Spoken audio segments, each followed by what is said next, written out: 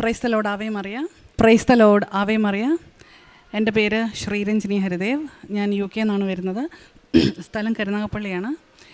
ഇങ്ങനെ ഇവിടെ മാതാവിൻ്റെ മുന്നിൽ വന്ന് സാക്ഷ്യം പറയുന്നതിന് വേണ്ടിയിട്ട് എൻ്റെ അമ്മ മാതാവും എൻ്റെ ഈശോയും എന്നെ ഉയർത്തിയതിനെ ഓർത്ത്, ഇങ്ങനൊരു അവസരം തന്നതിനെ ഓർത്ത് ഒരുപാട് നന്ദി പറയുകയാണ്. ഇന്നലെ വൈകുന്നേരമാണ് എത്തിയത്. ഇന്നലെ രാത്രിയായി UK നിന്ന് എത്തിയപ്പോൾ. എന്നിട്ട് ഇന്ന് രാവിലെ 4:30 ഉറങ്ങാൻ കിടന്നപ്പോൾ, എന്നിട്ട് 5 മണിക്ക് എഴുന്നേറ്റ് വരുമായിരുന്നു. ഇവിടെ അരമണിക്കൂർ പോലും ഉറങ്ങിയിട്ടില്ല. അത് എൻ്റെ ഒരു പ്രാർത്ഥനയായിരുന്നു അത്. അതായത് എൻ്റെ വീട്ടിൽ പോയിട്ട് എൻ്റെ അച്ഛനെയും അമ്മയും കാണുന്നതിന് മുന്നേ തന്നെ എനിക്ക് എൻ്റെ മാതാവിനെ വന്ന് കാണണമെന്ന്. എനിക്കറിയാം ജോസഫ് അച്ഛന് ഇഷ്ടമല്ല നമ്മളിങ്ങനെ മുട്ടിലഴിഞ്ഞ് വരുന്നതും അങ്ങനെ ഒരു നേർച്ചയോ അങ്ങനെ ഒരു പ്രവൃത്തിയൊന്നും ഇഷ്ടമല്ല എന്ന് അറിയാം. പക്ഷേ എൻ്റെ ആരോഗ്യം വളരെ മോശമായിരുന്നു.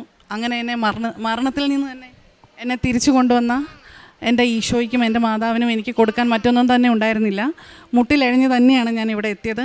അത് ഞാൻ നന്ദി പ്രകടിപ്പിച്ചതാണ്. പക്ഷേ എനിക്കറിയാം അതിവിടെ അങ്ങനെയൊന്നും ചെയ്യില്ല, അങ്ങനെ ചെയ്യാൻ പാടില്ല എന്ന്. പക്ഷേ എൻ്റെ ഈ ശരീരം കൊണ്ട് എനിക്ക് അത്രയെങ്കിലും ചെയ്യണമായിരുന്നു. ഞാൻ ഒരു 3 വർഷം മുൻപ് ഇവിടെ വന്ന് സാക്ഷ്യം പറഞ്ഞിട്ടുണ്ട്. ഇതെൻ്റെ 2ാമത്തെ സാക്ഷ്യമാണ്. ആ ഒരു സാക്ഷ്യം 7 ലക്ഷത്തിലധികം ആൾക്കാർ കണ്ടതാണ്. ഒന്നുമില്ലാത്ത എന്നെ ഇങ്ങനെ ഉയർത്തി ഇവിടെ ആൾക്കാരുടെ മുന്നിൽ, ഈ ലോകത്തിൻ്റെ മുന്നിൽ ഒരു സാക്ഷിയാക്കിയ എൻ്റെ ഈ ജീവനുള്ള മാതാവിനും ജീവനുള്ള ഈശോയ്ക്കും എത്ര നന്ദി പറഞ്ഞാലും മതിയാവില്ല. കഴിഞ്ഞ വട്ടം ഞാൻ വന്നിട്ട് പറഞ്ഞത് ഞാൻ UK യിലേക്ക് പോവുകയാണ്, എൻ്റെ ഈ 2 മക്കളെ എനിക്ക് കൊണ്ടുപോകണം എന്നാണ്. ഒരാളെ കൊണ്ടുപോകാൻ പറ്റിയുള്ളൂ. ഈ 2ാമത്തെ ആൾക്ക് ആ സമയത്ത് 1 വയസ്സേ ഉണ്ടായിരുന്നുള്ളൂ. അവന് പെട്ടെന്ന് പനിയൊക്കെ കൂടിയിട്ട് എനിക്ക് കൊണ്ടുപോകാൻ പറ്റിയില്ല. പിന്നെ ഒരു 2 വർഷം കഴിഞ്ഞിട്ടാണ് കൊണ്ടുപോയത്. അപ്പോഴത്തേക്ക് ഞാൻ പ്രഗ്നൻ്റായി. ആ ഒരു സമയത്ത് ഞങ്ങളൊരു ചെറിയ ഫ്ലാറ്റിലാണ് താമസിച്ചിരുന്നത്. അത് പ്രാർത്ഥിച്ചതുപോലെ തന്നെ മക്കൾക്ക് സ്കൂളും എൻ്റെ ജോലിസ്ഥലവും എല്ലാം ഒരുക്കി ദൈവമാതാവ് ഞങ്ങൾ അനുഗ്രഹിച്ചു. ആ ഒരു സമയത്ത് ഒരു പ്രത്യേക സാഹചര്യത്തിൽ എനിക്ക് ആ വീട്ടിൽ നിന്ന് മാറേണ്ടതായിട്ട് വന്നു. അപ്പോൾ ഈ 3 കുഞ്ഞുങ്ങളെ ഉടനെ തന്നെ ഡെലിവറി ഉണ്ട്. എൻ്റെ 9th month ആയിരുന്നു ആ സമയത്ത്. അപ്പോൾ എനിക്ക് വേറൊരു വീട് വേണം. ആ ഒരു സമയത്ത് ഇപ്പോഴും UK യിലുള്ള ആളുകൾക്കറിയാം വീട് കിട്ടാൻ വലിയ പ്രയാസമാണ്. ഞാൻ പ്രാർത്ഥിച്ചു. ആ വയറുകൊണ്ട് മുട്ടുകുത്തി തന്നെ ഞാൻ പ്രാർത്ഥിച്ചു. എനിക്കൊരു 3 ബെഡ്റൂമുള്ള വീട് വേണമെന്ന് ഞാൻ പ്രാർത്ഥിച്ചു. എൻ്റെ അമ്മ മാതാവ് എനിക്ക് 3 ബെഡ്റൂമിന് പകരം 3 നിലയുള്ള വീട് തന്നെ എന്നെ അനുഗ്രഹിച്ചു. ആ 3 നില വീട്ടിൽ എനിക്ക് എൻ്റെ 3 കുഞ്ഞുങ്ങളോടൊപ്പം എൻ്റെ ഹസ്ബൻഡിനോടൊപ്പം പ്രാർത്ഥനയോടെ മുന്നോട്ട് പോകാൻ പറ്റുന്നുണ്ട്. അതിന് 1000 നന്ദി ദൈവത്തിന്. അത് കഴിഞ്ഞിട്ട് ഡെലിവറി സമയത്ത് ഞങ്ങൾക്കൊരു കാറോ കാര്യങ്ങളോ ഒന്നും ഉണ്ടായിരുന്നില്ല. കാരണം ഞങ്ങൾ ജീവിതം തുടങ്ങിയിട്ടേ ഉള്ളൂ. ഒന്നുമില്ലാത്തൊരവസ്ഥ. 2 പേർക്കും ജോലിയുണ്ട്, 2 മക്കളുണ്ട്, പ്രഗ്നൻസിയാണ്. എൻ്റെ പ്രഗ്നൻസിയുടെ ഒരു 3 ദിവസം മുൻപ് വരെ എനിക്ക് ജോലി ചെയ്യാൻ പറ്റി. എൻ്റെ ഒരു അപ്പോയിൻമെൻറ്റ്സോ കാര്യങ്ങളോ ഒന്നും ദൈവമാതാവ് മുടക്കിയിട്ടില്ല. ഓരോ ആളുകളെയും ഓരോ സാഹചര്യങ്ങളെയും ദൈവം ഒരുക്കി തന്നു. എൻ്റെ ഒരു അപ്പോയിൻമെൻറ്റ്സ് പോലും മുടങ്ങിയിട്ടില്ല. എല്ലാം ദൈവം, ഞാൻ പോലും അറിയാത്ത രീതിയിൽ ഓരോ ആളുകളെ വീട്ടിലെത്തിക്കുകയും എല്ലാ അപ്പോയിൻമെൻറ്റ്സും കാര്യങ്ങളും എല്ലാം ഭംഗിയായിട്ട് നടന്നു. എനിക്ക് വാട്ടർ ബ്രേക്കാണ് ഉണ്ടായത്. എൻ്റെ വെള്ളം പൊട്ടി.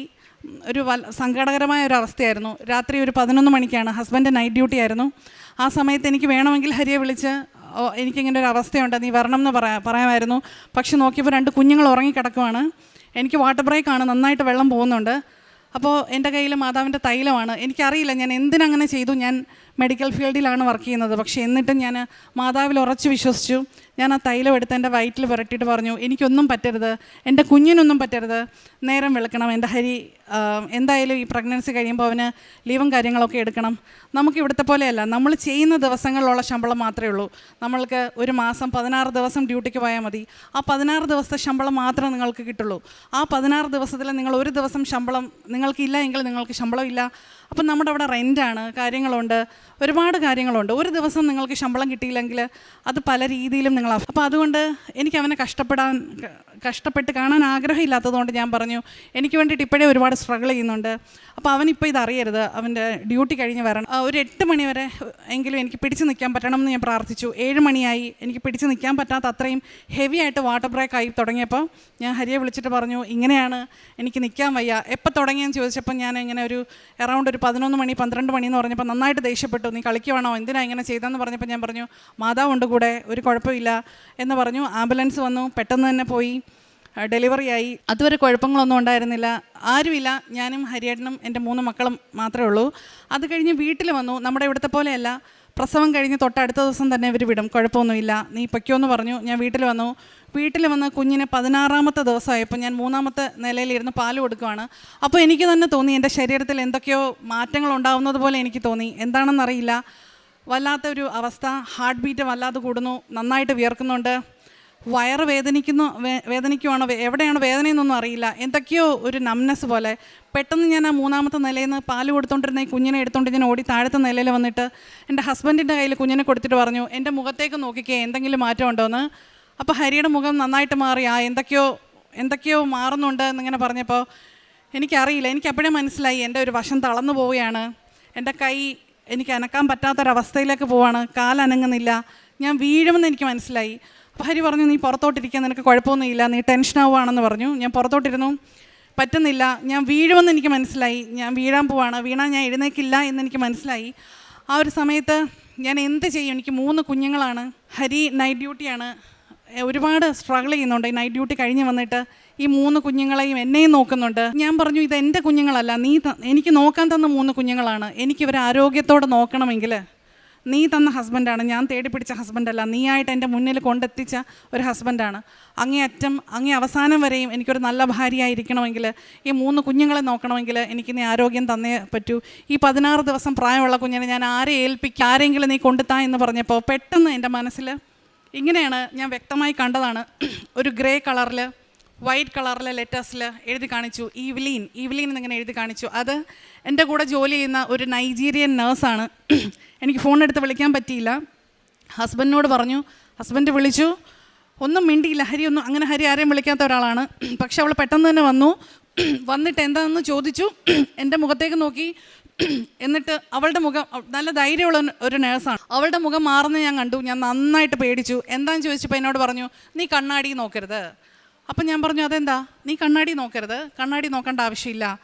അപ്പം ഞാൻ കണ്ണാടി എടുത്തുകൊണ്ട് വരാൻ ഹരിയോട് പറഞ്ഞു, ഹരി മേളിൽ നിന്ന് കണ്ണാടിയായിട്ട് വരുവാണ്. അപ്പം എനിക്ക് കാണണം എന്ന് പറഞ്ഞപ്പോൾ പറഞ്ഞു, നീ നോക്കേണ്ട ആവശ്യമില്ല, അവിടെ ഒന്നുമില്ല, നിൻ്റെ മുഖം നിനക്കറിയാമല്ലോ, നീ കണ്ണാടി നോക്കേണ്ട ആവശ്യമില്ല എന്ന് പറഞ്ഞു. അപ്പോൾ എനിക്ക് മനസ്സിലായി എന്തൊക്കെയോ ആണ്. പിന്നെ എനിക്ക് സംസാരിക്കാൻ പറ്റുന്നില്ല.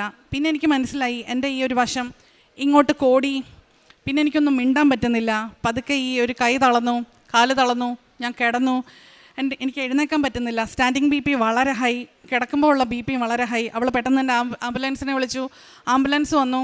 ഈ 16 ദിവസം പ്രായമുള്ള കുഞ്ഞിനെ നീ നോക്കിക്കോണേ എന്ന് പറയാൻ പോലും എനിക്ക് നാക്ക് പൊങ്ങിയില്ല. അവൾ ആ കുഞ്ഞിനെ എടുത്തിട്ട് പറഞ്ഞു, ഞാൻ നോക്കിക്കോളാം, നീ പൊയ്ക്കോളാം പറഞ്ഞു. ആംബുലൻസിൽ പോയി ചെന്നപ്പോൾ തന്നെ സ്ട്രോക്കാണ് എന്ന് അവർ ഡയഗ്നോസ് ചെയ്തു. പ്രസവിച്ച് 16 ദിവസമായതേ ഉള്ളൂ, എൻ്റെ സ്റ്റിച്ചൊന്നും എടുത്തിട്ടില്ല, നല്ല വേദനയുണ്ട്. പക്ഷെ ആ ഒരു സമയത്ത് എനിക്ക് ആ വേദനയൊന്നും അറിയാനേ പറ്റുന്നില്ല. ഞാൻ പ്രാർത്ഥിക്കുവാണ്.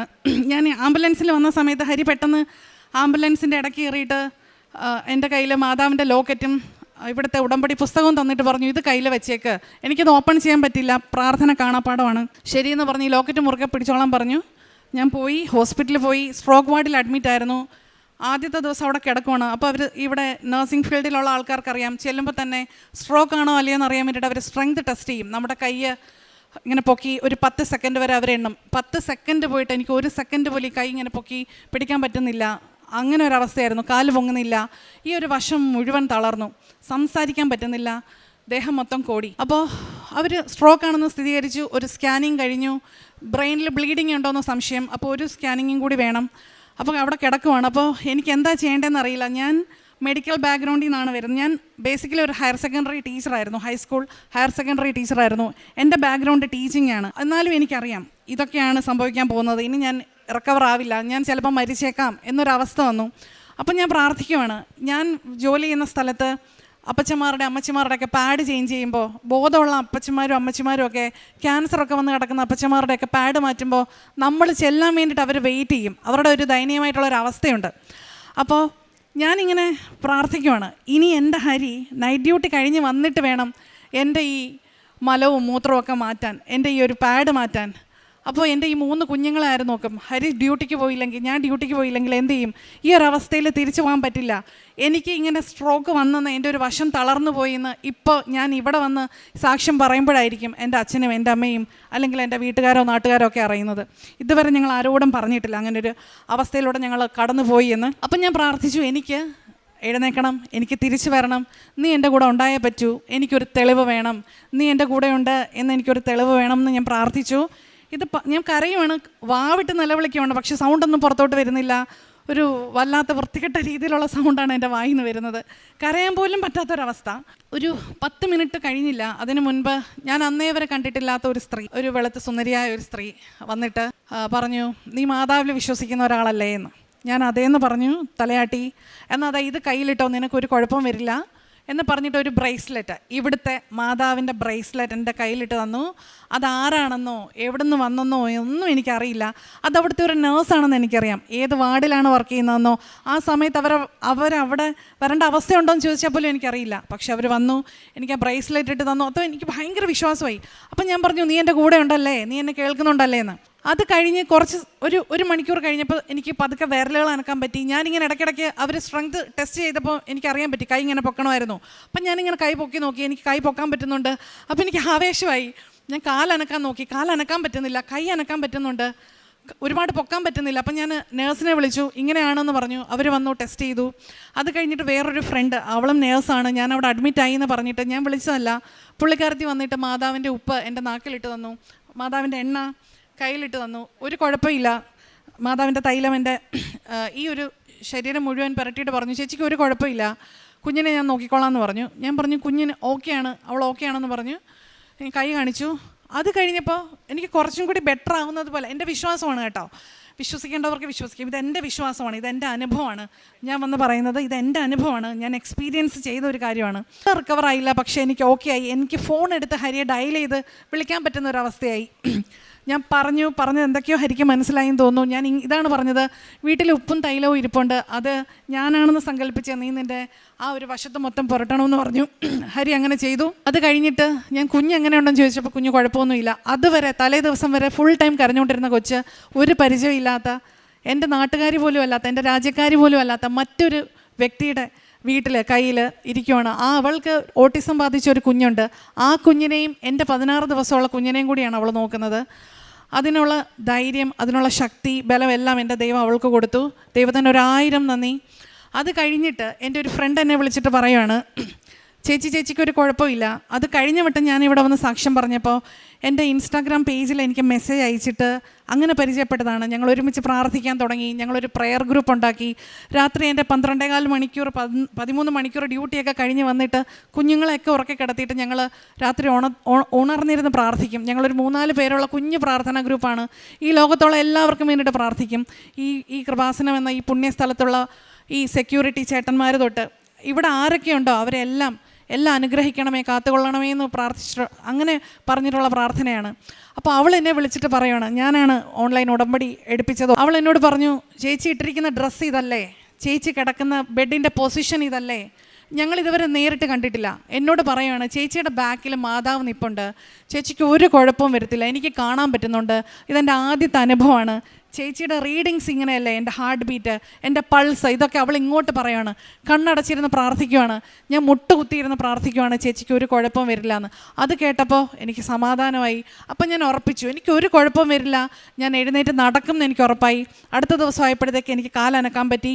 ഉച്ചയായപ്പോഴത്തേക്ക് ഡോക്ടർ വന്നു, 2ാമത്തെ സ്കാനിങ് കഴിഞ്ഞു. അപ്പോൾ അതിൽ അവർ ബ്രെയിനിൽ ബ്ലീഡിങ് സസ്പെക്റ്റ് ചെയ്തിട്ടുണ്ടായിരുന്നു. ബ്രെയിനിൽ ബ്ലീഡിങ് അങ്ങനെ ഒന്നുമില്ലയെന്ന് അവർ കണ്ടുപിടിച്ചു.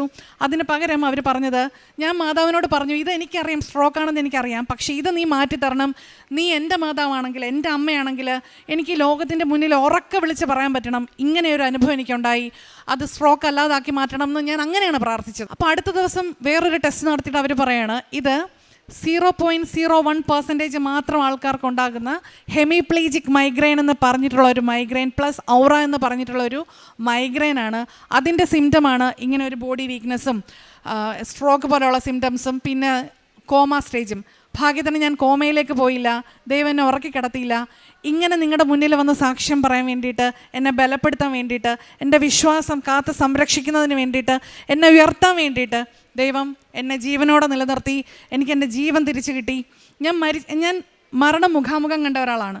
പക്ഷേ എൻ്റെ എല്ലാ ബലഹീനതകളും മാറ്റി ദൈവം എനിക്ക് ദിവസം മുട്ടുകുത്താൻ പറ്റുന്നുണ്ട്, ഈ കൈ ഉയർത്താൻ പറ്റുന്നുണ്ട്, ഈ കാലുകൊണ്ടും കൈ കൊണ്ടും എനിക്ക് ആരാധിച്ച് സ്തുതിച്ച് ദൈവത്തിനെ മഹത്വപ്പെടുത്താൻ പറ്റുന്നുണ്ട്. എൻ്റെ മക്കളോടൊപ്പം ടൈം സ്പെൻഡ് ചെയ്യാൻ പറ്റുന്നുണ്ട്, ജോലിക്ക് പോകാൻ പറ്റുന്നുണ്ട്. എല്ലാവരും 12 മണിക്കൂർ 4 ദിവസമൊക്കെയാണ് ഡ്യൂട്ടി ചെയ്യുന്നതെങ്കിൽ ഞാൻ ആഴ്ചയിൽ 6 ദിവസം എനിക്ക് ഡ്യൂട്ടി ചെയ്യാൻ പറ്റുന്നുണ്ട്. അങ്ങനെയൊക്കെ എന്നെ ദൈവം ഉയർത്തി. അതിന് ദൈവത്തിന് ഒരായിരം നന്ദി. പ്രൊമോഷൻ, ഞാൻ പറഞ്ഞല്ലോ, എനിക്ക് ടീച്ചിങ് ബാക്ക്ഗ്രൗണ്ട് ഉള്ള ഒരാളാണ്.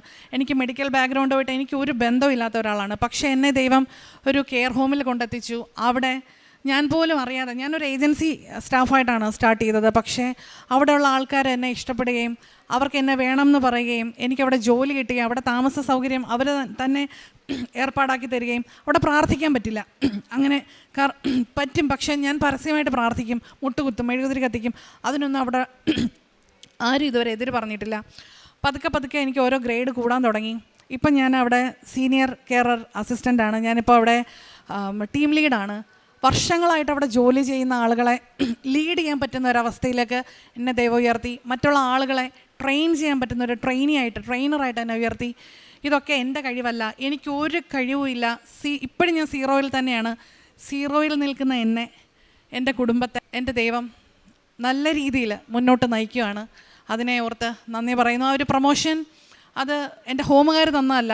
ഞാനിടുന്ന നോട്ട്സ് കണ്ടിട്ട് എൻ്റെ ഹയർ അതോറിറ്റീസ്, ഹെഡ് ഓഫീസുകാർ എനിക്ക് വേണ്ടിയിട്ട് റെക്കമെൻഡ് ചെയ്തിട്ട്, എനിക്കറിയില്ല ആരാണ് റെക്കമെൻഡ് ചെയ്തതെന്ന്, ആരോ ഒരാൾ റെക്കമെൻഡ് ചെയ്തിട്ട് എനിക്ക് വിസ വന്നു കഴിഞ്ഞപ്പോഴാണ് എൻ്റെ ഹസ്ബൻഡ് പോലും അറിയുന്നത് എൻ്റെ വിസ കോഡ് മാറി. ആദ്യം ഞാനൊന്ന് പേടിച്ചു, അയ്യോ എന്താ വിസ, എൻ്റെ ജോലി പോയെന്ന് വിചാരിച്ചപ്പോൾ അവൻ പറഞ്ഞു അല്ല നിനക്ക് പ്രൊമോഷൻ ആയതാണെന്ന്.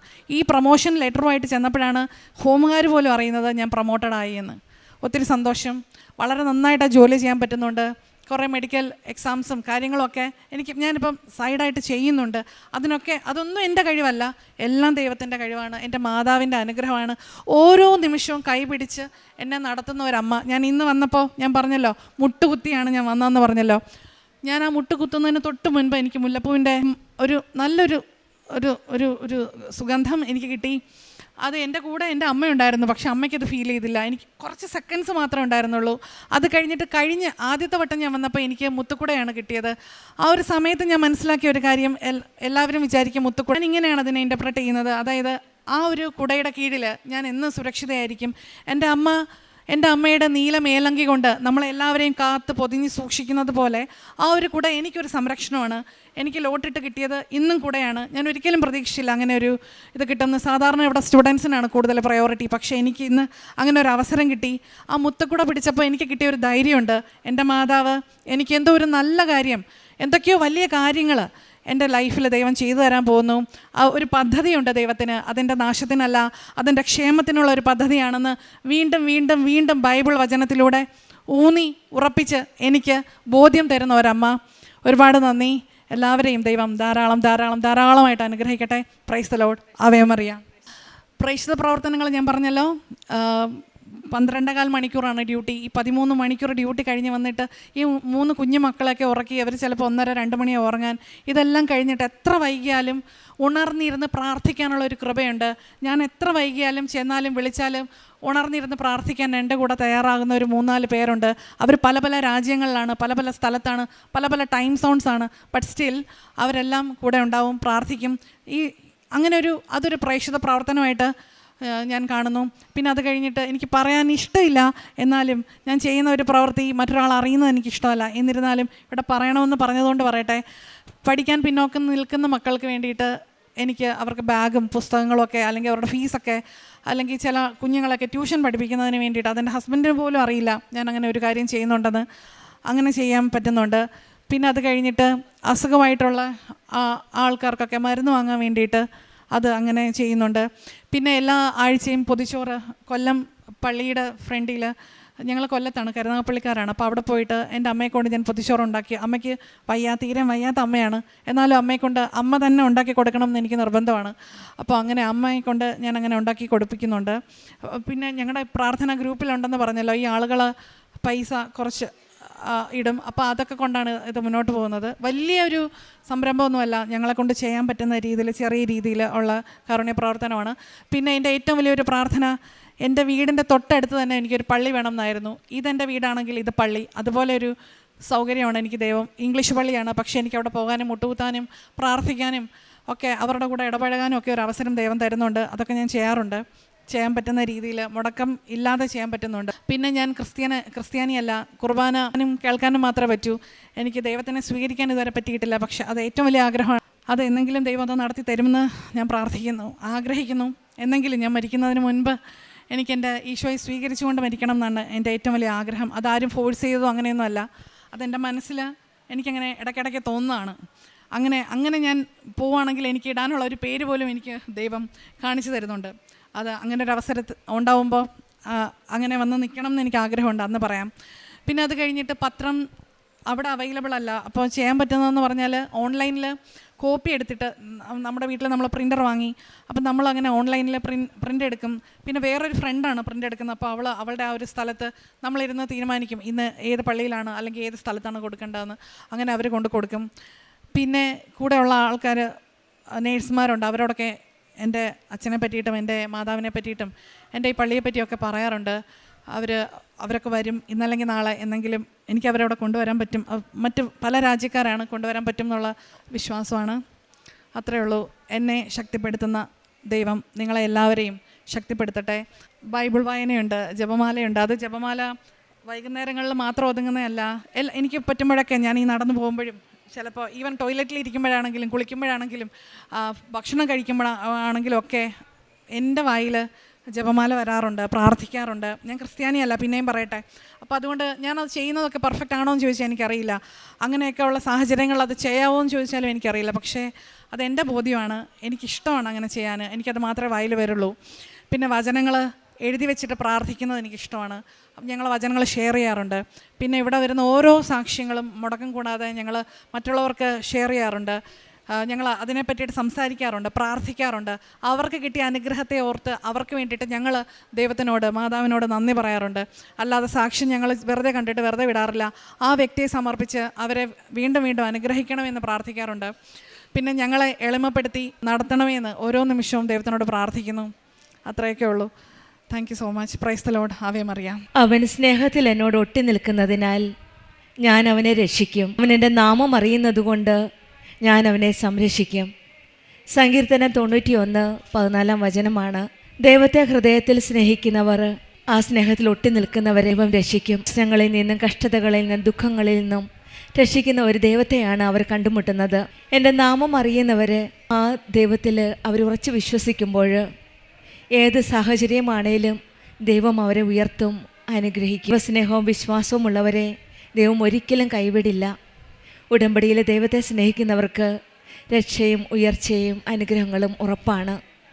അങ്ങനെയുള്ള ഒരു വലിയ ദൈവാനുഭവ സാക്ഷ്യമാണ് ശ്രീ രഞ്ജിനി ഹരിദേവ് നമ്മളോട് പങ്കുവച്ചത്. ഈ മകളുടെ ജീവിതത്തിൽ ഇത് 2ാമത്തെ സാക്ഷ്യമാണ്.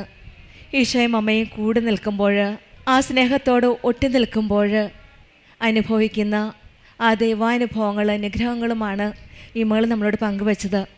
UK-യിലായിരുന്നപ്പോൾ 3 കുട്ടികളുണ്ട്, ഹസ്ബൻഡും ഈ മകളും. നമുക്കറിയാം, കുട്ടികളുള്ള സ്ഥലങ്ങളിൽ റെൻ്റ് ഹൗസ് കിട്ടാനായിട്ട് വളരെ ബുദ്ധിമുട്ടാണ്. പല പ്രതിസന്ധികളും പ്രശ്നങ്ങളും ഒക്കെ ഉണ്ട്.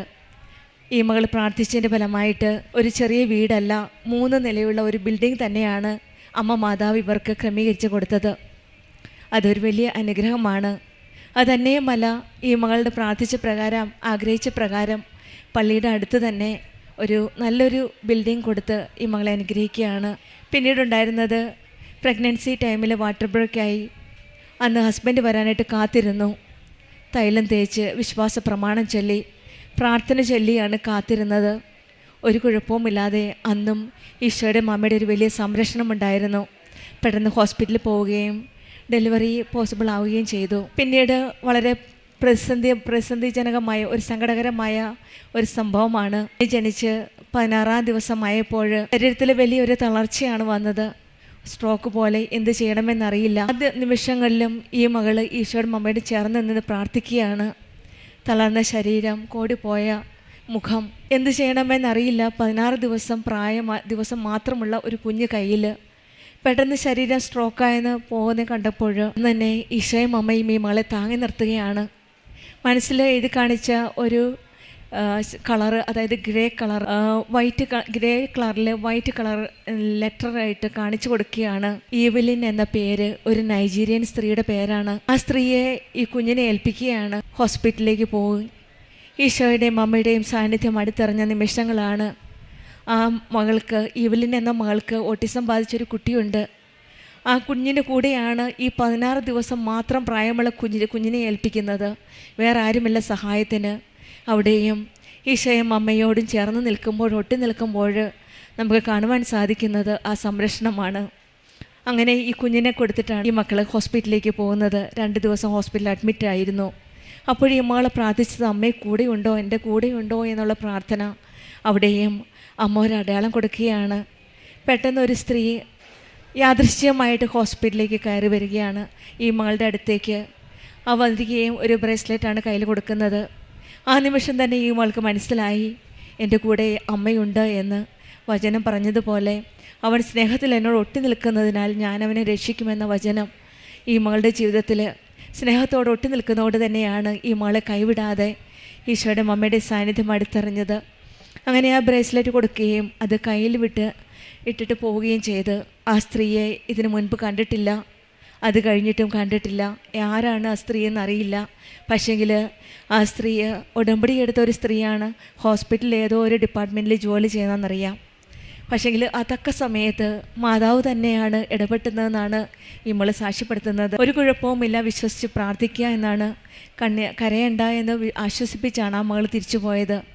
പിന്നീട് കൈ പൊക്കുവാൻ സാധിക്കാത്ത ആ കരം തന്നെ മുകളിലേക്ക് ഉയർത്തി. അത് മുകളിലേക്ക് ഉയർത്താൻ ശ്രമിച്ചപ്പോൾ പെട്ടെന്ന് തന്നെ കൈ ഉയർത്താൻ ശ്രമിച്ചു. പിന്നീട് ഈ മകൾ ആ കൈ ഉയർത്താൻ ശ്രമിച്ചപ്പോൾ തന്നെ ഹസ്ബൻഡ് ഫോൺ വിളിച്ച് എങ്ങനെയെങ്കിലും ആ തൈലം വീട്ടിൽ എൻ്റെ ഹോസ്പിറ്റലിൽ എത്തിക്കണമെന്ന് ഫോണിൽ കൂടെ പറയുകയാണ്. പിന്നീട് കൂട്ടുകാരിമാരും ഉടമ്പടിയിലെടുത്ത മക്കൾ ഉടമ്പടി തൈലം തേച്ച് പ്രാർത്ഥിച്ചു. ഹസ്ബൻഡും ഉടമ്പടി തൈലവുമായിട്ട് വന്നു. പിന്നെ അങ്ങനെ കൂട്ടുകാരിമാർ വന്ന് പ്രാർത്ഥിച്ച് തൈലം തേച്ച് വിശ്വാസപ്രമാണം ചൊല്ലി പ്രാർത്ഥന ഫലമായിട്ട് പിന്നീട് കാലിൽ തേച്ചവർ പ്രാർത്ഥിക്കുകയാണ്. കാലിനും ഒരു സ്ട്രെങ്ത് കിട്ടി. ഇവിടെയെല്ലാം നാം കാണുന്നത് ഈശോയുടെ അമ്മയോട് ഒട്ടി നിൽക്കുമ്പോൾ ആ അചഞ്ചലമായ ആ സ്നേഹം അനുഭവിക്കാൻ സാധിക്കുന്നു എന്നാണ്. ആ കൂട്ടുകാർ പറഞ്ഞത് ഇങ്ങനെയാണ്, ഞാനിന്നിവിടെ വരാൻ ഓർത്തതല്ല, പക്ഷെങ്കിൽ ആ മകൾക്കൊരു ദർശനം കിട്ടുകയാണ്. നീ ഈ ഹോസ്പിറ്റലിലല്ലേ, ഈ എന്ത് ഡ്രസ്സാണ്, ഡ്രസ്സിൻ്റെ കളറും പിന്നെ ഹാർട്ട് ബീറ്റിൻ്റെ നമ്പരും റീഡിങ് പറയുകയും ഒക്കെ ചെയ്തത് ആ മകൾക്ക് പരിശുദ്ധ അമ്മ തന്നെ കാണിച്ചു കൊടുക്കുകയാണ്. വീട്ടിലിരുന്ന് ഈ മകൾ പ്രാർത്ഥിക്കുകയാണ്, കൂട്ടുകാർ പ്രാർത്ഥിക്കുകയാണ്. അപ്പോൾ ആ മകൾ വന്നില്ലെങ്കിലും അവിടെ നിന്ന് പ്രാർത്ഥിക്കുകയാണ്. ഈ മകൾ പ്രാർത്ഥിച്ചപ്പോഴും കാണിച്ചു കൊടുക്കുന്നതാണ്, മാതാവ് കാണിച്ചു കൊടുക്കുകയാണ്. ഹോസ്പിറ്റലിൽ ഏത് ഡ്രസ്സാണ് ഇട്ടത്, ഹാർട്ട് ബീറ്റിൻ്റെ റീഡിങ് എന്താണ്, എല്ലാം കാണിച്ചു കൊടുക്കുന്നതെല്ലാം ഈ മകൾ ശ്രീ രഞ്ജിനിയോട് പറഞ്ഞപ്പോൾ മനസ്സിലായി, അമ്മ തന്നെ എൻ്റെ കൂടെയുണ്ട് എന്ന്. അതുപോലെ തന്നെ ഹസ്ബൻഡ് ഉടമ്പടി തൈലം തേച്ച് വീട്ടിൽ നിന്ന് പ്രാർത്ഥിക്കുകയാണ്. 3 പൊടി കുഞ്ഞുങ്ങളാണ് കയ്യിൽ. ആ ഹസ്ബൻഡ് തൈലം തേച്ച് പ്രാർത്ഥിക്കുമ്പോഴും ഈ മകൾക്ക് വേണ്ടി സൗഖ്യത്തിന് വേണ്ടിയാണ് പ്രാർത്ഥിക്കുന്നത്. അങ്ങനെ ഓരോ രീതിയിലും ഒരിക്കലും കൈവിടാത്ത ആ ഈശോയുടെ അമ്മയുടെ സാന്നിധ്യമാണ് ഈ മകൾക്ക് മനസ്സിലാക്കാൻ സാധിച്ചത്.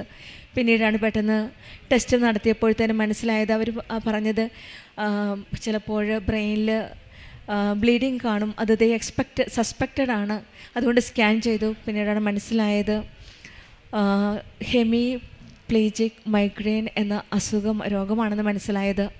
അത് ഒന്നെങ്കിൽ സ്ട്രോക്ക് വരാം, അല്ലെങ്കിൽ കോമ വരാം. പക്ഷേങ്കിൽ ഇവിടെയെല്ലാം അവിടെയും ഈശോയും അമ്മയും കൂടെ നിൽക്കുകയാണ് ഈ മകളുടെ കൂടെ. ആ കൈകാലുകളുടെ തകർച്ചയും മുഖം കോടിപ്പോയതും സംസാരിക്കാൻ കഴിയാതിരുന്നതും എല്ലാ കാര്യങ്ങളിലും ഈശോയും അമ്മയും ചേർന്ന് നിന്നുകൊണ്ടാണ് തക്ക സമയത്ത് വ്യക്തികളെ വിടുകയും ഓരോ സാഹചര്യങ്ങളിൽ ഉടമ്പടി തൈലം തേച്ച് പ്രാർത്ഥിക്കാൻ അവിടെ ആൾ വരികയും അമ്മ മാതാവ് തന്നെ ഇടപെടുകയാണ് ഈ മകളുടെ കാര്യത്തിൽ. കുഞ്ഞിനെ നോക്കാനായിട്ട് ആളെ ഇടപെടുകയും സമയ ചുരുക്കത്തിൽ തന്നെ എല്ലാ കാര്യങ്ങളും വിതിൻ 2 ഡേയ്സാണ് ഈ മകൾ ഹോസ്പിറ്റലിൽ നിന്ന് ഡിസ്ചാർജ് ചെയ്തത്. വളരെ പെട്ടെന്ന് തന്നെ സമയ ചുരുക്കത്തിൻ്റെ അമ്മ കൃപാസനം അമ്മയുടെ ഇടപെടലിലൂടെ നേർച്ച വസ്തുക്കളുടെ വിശ്വാസ പ്രമാണം ചൊല്ലിയുള്ള ഉപയോഗത്തിലൂടെ ഈ മകൾക്ക് വളരെ പെട്ടെന്ന് തന്നെ ഹോസ്പിറ്റലിൽ നിന്ന് ഡിസ്ചാർജ് ചെയ്യാൻ സാധിച്ചു. രോഗത്തിൽ നിന്ന് റിക്കവർ ചെയ്യാൻ സാധിച്ചു. ഇവിടെയെല്ലാം നാം കാണുന്നത് അവൻ സ്നേഹത്തിൽ എന്നോട് ഒട്ടി നിൽക്കുന്നതിനാൽ ഞാൻ അവനെ രക്ഷിക്കുന്ന ആ ദൈവത്തിൻ്റെ സംരക്ഷണവും സൗഖ്യവുമൊക്കെയാണ് നാം കാണുന്നത്. പിന്നീട് ഈ മകൾ പറയുന്നത് പ്രൊമോഷൻ്റെ കാര്യമാണ്. അത് കഴിഞ്ഞിട്ട് എക്സാമിന് ഈ പ്രൊമോഷൻ്റെ കാര്യത്തിലും പല പ്രാവശ്യവും പ്രൊമോഷൻ്റെ എക്സാമിൻ്റെ കാര്യത്തിലും കോഡ് പെട്ടെന്ന് മാറ്റി കൊടുക്കുകയാണ് ഈശോയും അമ്മയും ചേർന്നതുകൊണ്ട്. യൂഷ്വലി പലരും റെക്കമെൻഡ് ചെയ്യുമ്പോഴാണ് പ്രൊമോഷനുള്ളത്. പക്ഷേങ്കിൽ ഇവിടെയും not by merit but by grace എന്നാണ് ഈ മകളെ സാക്ഷ്യപ്പെടുത്തുന്നത്. എൻ്റെ കഴിവ് കൊണ്ടല്ല, ദൈവത്തിൻ്റെ കൃപയാലാണ് ഒരു ഹയർ സെക്കൻഡറി ടീച്ചറായ ഈ മകൾക്ക്, ഏജൻസി വർക്കറായി ജോലി ചെയ്തിരുന്ന ഈ മകൾക്ക് സീനിയർ KTM ലീഡറായിട്ട് ഒരു ട്രെയിനർ ആയിട്ട് ഒരു പ്രൊമോഷൻ ലഭിക്കുക, അത് എൻ്റെ കഴിവുകൊണ്ടല്ല, ദൈവത്തിൻ്റെ കൃപ കൊണ്ടാണെന്നാണ് ഈ മകൾ വീണ്ടും വീണ്ടും ആവർത്തിച്ച് പറഞ്ഞത്. ഈശോയും അമ്മയും കൂടെയുള്ളപ്പോൾ നമുക്ക് എത്ര കഴിവില്ലെങ്കിലും നമ്മളെ കൃപയിലൂടെ നമ്മെ ഉയർത്തുന്ന ഒരു ദൈവത്തെയാണ് നമുക്ക് കണ്ടുമുട്ടാൻ സാധിക്കുന്നത്. അതുപോലെ തന്നെയാണ് പ്രേക്ഷിത പ്രവർത്തനം. പത്രം പ്രിൻ്റ് ചെയ്യാൻ നമുക്കറിയാം, പലരും പറയാറുണ്ട് പത്രം കിട്ടുന്നില്ല, പ്രേക്ഷിത പ്രവർത്തനം ചെയ്യാൻ സാധിക്കില്ല എന്ന്. പക്ഷേ ഈ മകളുടെ സാഹചര്യത്തിൽ അവിടെ UK പത്രം ഇല്ല. പക്ഷേങ്കിൽ അവർ ഓൺലൈൻ പത്രം മേടിച്ചിട്ട് ആ പത്രം അവിടെ പ്രിൻ്റ് ഔട്ട് ചെയ്തിട്ട് മറ്റുള്ളവർക്ക് ഷെയർ ചെയ്യുകയാണ്. അറിയാത്തവരെ അറിയിക്കാനും അറിഞ്ഞവരെ ആഴപ്പെടുത്തുവാനുമുള്ള ആ പ്രേക്ഷിത പ്രവർത്തനം അക്രൈസ്തവയായ ഈ മകൾ ചെയ്യുന്നത് കൂടുതൽ പേരെ മറ്റുള്ളവരെ അറിയിക്കാനായിട്ടാണ്. ആ ദൈവത്തിൻ്റെ സ്നേഹം, അടുത്തറിഞ്ഞ ആ ദൈവത്തിൻ്റെ സ്നേഹം ഓരോ പേപ്പറും പ്രിൻ്റ് ചെയ്ത് എവിടെ ഏത് പള്ളിയിലേക്കാണ് കൊണ്ടുപോകേണ്ടതെന്ന് ഒരു ഗ്രൂപ്പായിട്ട്, ഉടമ്പടി ഗ്രൂപ്പിൻ്റെ മക്കളുടെ ഒരു ഗ്രൂപ്പാണ് അവിടെ ഉള്ളത്. ആ ഗ്രൂപ്പിൽ പ്രാർത്ഥിച്ച്, അതുതന്നെയല്ല എത്ര വൈകിയാലും നേഴ്സസ്, നമുക്കറിയാം സിസ്റ്റർ നേഴ്സസാണ്, എനിക്ക് ഈ പ്രേക്ഷിത പ്രവർത്തനവും ജോലിയുമായിട്ട് മുന്നോട്ട് പോകാൻ പറ്റില്ല എന്ന് ഈ അക്രൈസ്തവയായ മകള് എത്ര ബുദ്ധിമുട്ടിയാലും എത്ര നൈറ്റ് ഡ്യൂട്ടി കഴിഞ്ഞാലും ഈ പൊടിക്കുഞ്ഞുങ്ങളെ പിടിച്ചുകൊണ്ട് രാത്രി കുഞ്ഞുങ്ങൾ ഉറങ്ങിക്കഴിഞ്ഞ് ഈ മക്കൾ ഉണർന്നിരുന്നാണ് പ്രാർത്ഥനാ ഗ്രൂപ്പിൽ പ്രാർത്ഥന ചൊല്ലുന്നത്. ഇതൊക്കെ എങ്ങനെയാണ് ഈശോയും അമ്മയും കാണാതിരിക്കുക? ഓരോ കാര്യങ്ങളിലും കാരുണ്യ പ്രവർത്തികളായിട്ടും പൊതിച്ചോറ് കെട്ടി ഒരു സ്റ്റോൾ തന്നെ തുറന്നിരിക്കുകയാണ്. അത് മറ്റുള്ളവരെ സഹായിക്കാനും പാവപ്പെട്ടവരെ സഹായിക്കാനുള്ള ആ കൃപയാണ് ദൈവം നൽകിയിരിക്കുന്നത്. പിന്നീട് ഈശോയുടെ അമ്മയുടെ സാന്നിധ്യം സുഗന്ധാഭിഷേകത്തിലൂടെയും ദർശനത്തിലൂടെയും പല പ്രാവശ്യവും മനസ്സിലാക്കാൻ സാധിച്ചു. ഇവിടെ വരുമ്പോൾ, ഉടമ്പടി എടുക്കുമ്പോൾ, കുട കിട്ടുമ്പോൾ ആ കുടയുടെ കീഴിൽ ജീവിതം മുഴുവനും സുരക്ഷിതമായിട്ട് മുന്നോട്ട് പോകാനായിട്ടുള്ള കൃപയാണ് ഈ മകൾക്ക് കൊടുക്കുന്നത്. ഈശോയമ്മ ചേർന്ന് നിന്നുകൊണ്ട് എല്ലാ കാര്യത്തിലും എവിടെയും എപ്പോഴും നമുക്ക് കാണുവാൻ സാധിക്കുന്നത് ആ ഒട്ടി നിൽക്കുന്ന ആ സ്നേഹമാണ്.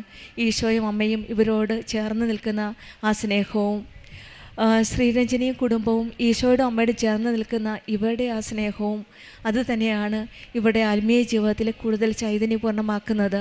കുടുംബത്തിൽ എന്ത് പ്രതിസന്ധികൾ വന്നാലും, രോഗാവസ്ഥ, ബുദ്ധിമുട്ടുകൾ വന്നാലും താങ്ങി നിർത്തുന്ന ആ സംരക്ഷിക്കുന്ന ആ ദൈവത്തിൻ്റെ കരുതലാണ് ഇവരുടെ ജീവിതത്തിൽ നമുക്ക് കാണുവാൻ സാധിക്കുന്നത്.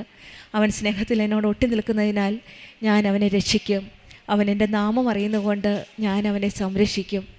നമ്മുടെ ജീവിതത്തിലും ഒട്ടി നിൽക്കുന്ന സ്നേഹത്തിനായിട്ട് നമുക്ക് ദാഹിക്കാം. ഈശോയുടെ അമ്മയോടും ചേർന്ന് നിൽക്കുമ്പോൾ ദൈവത്തിന് അസാധ്യമായി ഒന്നുമില്ല.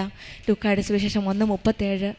നമ്മുടെ ജീവിതത്തിൽ എത്ര പരിമിതികളുണ്ടെങ്കിലും പ്രതിസന്ധികളുണ്ടെങ്കിലും മരിയൻ ഉടമ്പടിയിലൂടെ ഇത് സാധ്യമില്ല എന്ന് തോന്നുന്ന എല്ലാ കാര്യങ്ങളും നമ്മൾ സമർപ്പിച്ച് പ്രാർത്ഥിക്കുമ്പോൾ സാധ്യമാക്കുന്ന ആ ദൈവത്തെ കണ്ടുമുട്ടാനുള്ള കൃപയ്ക്കായിട്ട് നമുക്ക് പ്രാർത്ഥിക്കാം.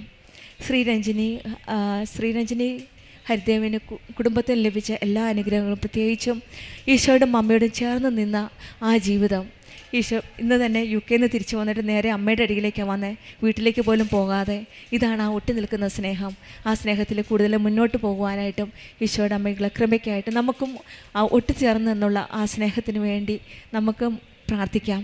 ശ്രീ രഞ്ജിനി ഹരിദേവിന് കുടുംബത്തിൽ ലഭിച്ച എല്ലാ അനുഗ്രഹങ്ങൾക്കും നമ്മൾക്ക് കരങ്ങളടിച്ച് ദൈവത്തെ മഹത്വപ്പെടുത്താം.